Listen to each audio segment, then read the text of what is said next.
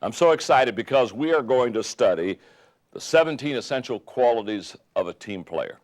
Because you know as well as I know that any organization, any company, anyone that's going to build a team needs to know what a good team player looks like. I want you to go to your notes because we have a lot of stuff to cover.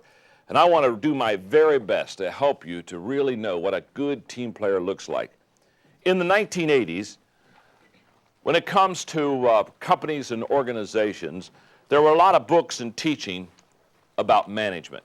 Peter Drucker, of course, is the management guru, and a lot of people just absolutely said, if you want to build your company, if you want to make a company strong, you have to have good management, and there's a lot of truth in that. Interestingly, by the 1990s, we went from a management shift to a leadership shift.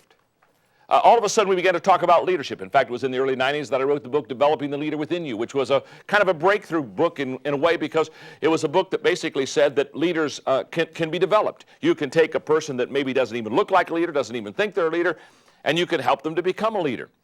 And the reason that I think that we went from management to leadership is because we realized that you can manage a company and keep it on course, but in constant change, you've got to lead. In fact, let me say this because I think this is important. You may even want to put this in your notes. Management assumes things will stay the same. Leadership assumes things will change. Does that make sense?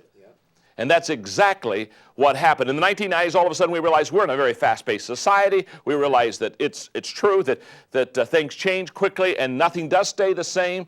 And all of a sudden we began to realize that if we're really going to build a company, if we're really going to grow an organization, we're going to have to go from management to leadership. Now what's interesting is that now 2000 has rolled around and we're in the beginning years of a brand new century.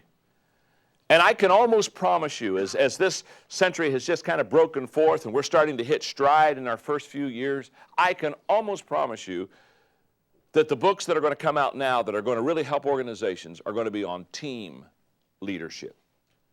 And let me explain to you why this evolution. Let me explain to you what's happening, because a couple of years ago when I wrote the book, The 21 Irrefutable Laws of Leadership,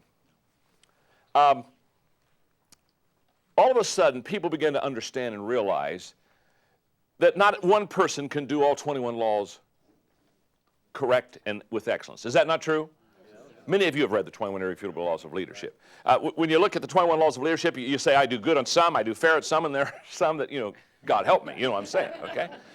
And so all of a sudden, when you realize you can't do all 21 laws of leadership with excellence, you begin to look around and say, well, who on my team can make up for my weaknesses and who can complement me? Does that make sense? And so we began to look around and say, I need to not only be a good leader myself, I need to raise up a team of leaders. And I promise you, over the next 10, 12 years, team leadership is going to be absolutely essential for organizations to grow and be what they want to be. And so I'm very